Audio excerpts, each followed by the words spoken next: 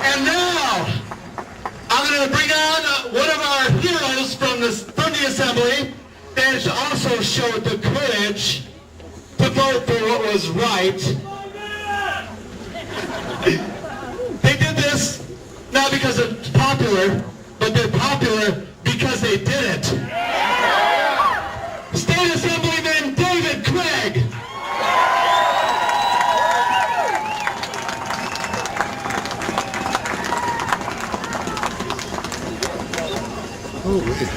Thanks, Curtis.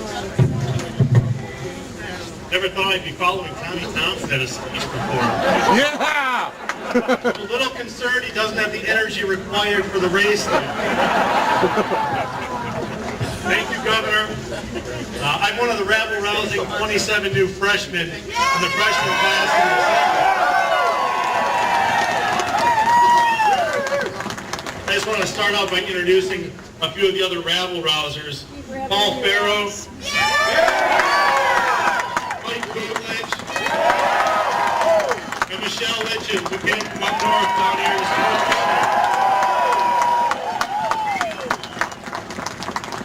It's been a busy year in Madison, in case you haven't heard. I was elected in a May special election, so I actually didn't take the vote. I would have loved to have been there, though. I was one of the insane people running to get into the building.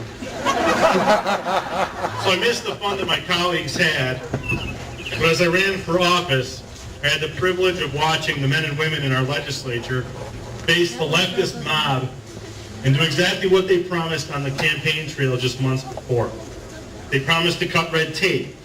They promised to rein in spending. They promised there'd be accountability in government that hadn't been there for years. And they promised to open Wisconsin for jobs and for businesses. And they did it all.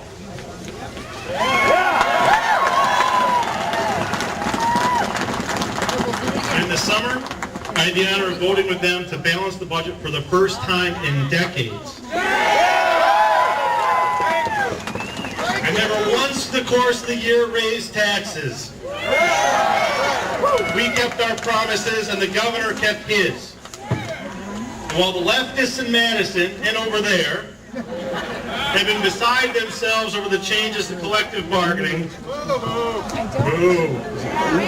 one man kept his steady hand on the tiller of state government, leading us through a national recession brought on by irresponsible policies in Washington, D.C. and our prior state government, our Governor Scott Walker.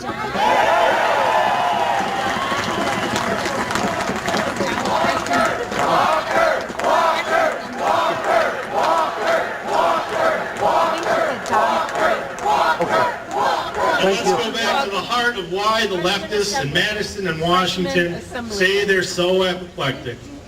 Collective bargaining, quote unquote, for public employees.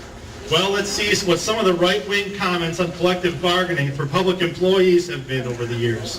One right-winger in history once said, the process of collective bargaining as usually understood cannot be transplanted into the public service. Are you sure? He goes on to say that, quote, I want to emphasize my conviction that militant tactics have no place regarding the public sector, and that, quote, a strike of public employees manifests nothing less than an intent on their part to prevent or obstruct the operations of government. And when I read that quote, I thought, oh, this is a Barry Goldwater campaign brochure, right? William F. Buckley's essays? No. The lion of the right wing, the vast right wing conspiracy, Franklin Delano Roosevelt. But there must be some historical quote from a conservative on collective bargaining for public employees, right? Then I found this one that said government unions, quote, can mean considerable loss of control over the budget and hence over tax rates. That was from Ronald Reagan, right? No. That came from right here in Milwaukee from our former avowed socialist mayor, Frank Seidler.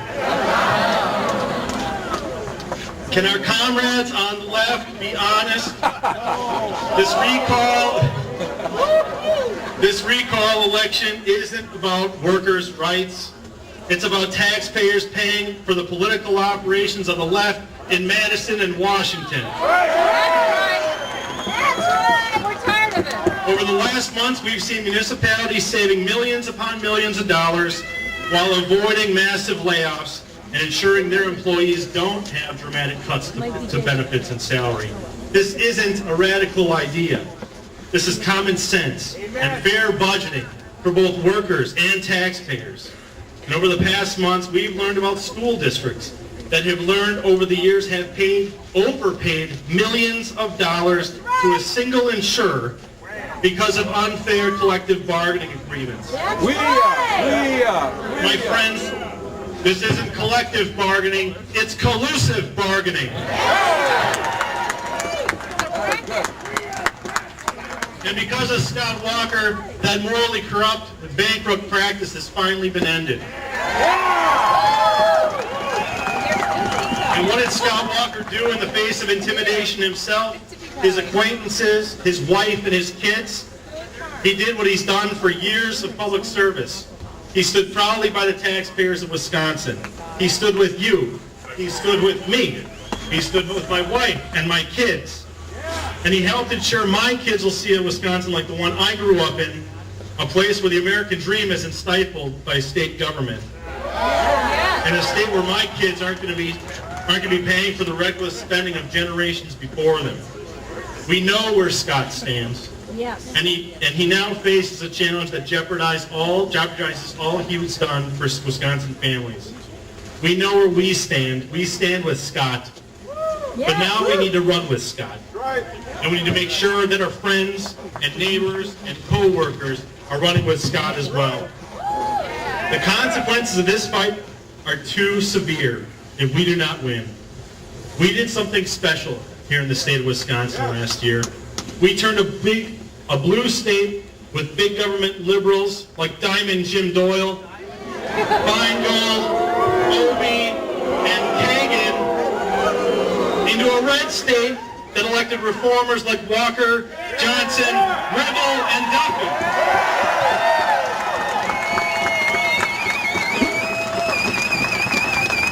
And we made sure our anchor for smaller government, Jim Sensenbrenner, and the steady hand on the federal budget, Paul Ryan,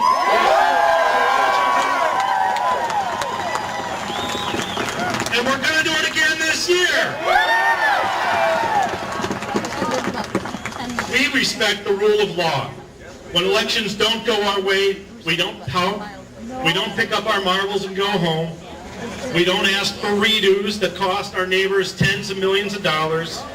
We respect the electoral process and the rule of law, and we continue to do our job.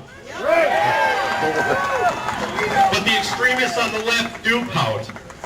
They do pick up their marbles, and they do run to Illinois.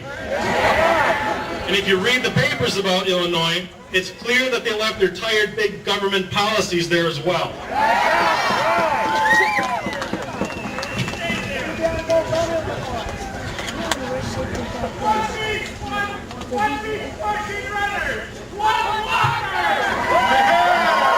Amen, brother.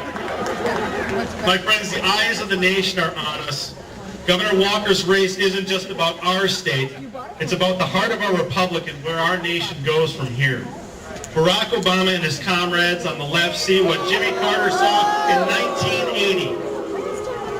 He stands before a conservative resurgence brought about by his irresponsible policies and by the reckless policies of Jim Doyle and the liberals in Congress and the legislature before us. He sees a revitalization of fiscal conservatism and will preserve and reinvigorate the exceptional state and nation that generations of Americans have known for 200 years. But make no mistake, the movement that began in Wisconsin can end in Wisconsin. What will we be able to tell our kids and grandkids about the fight of 2012? Will we explain to them that we sat on our hands and let the left overrun our state and nation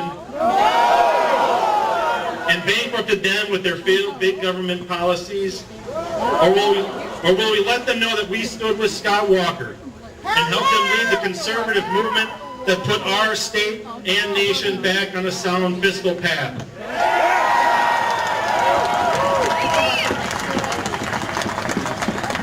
We are making history here in Wisconsin, my friends, and we will see this summer and this November, when the vuvuzelas have finally silenced and the occupiers finally get a bath.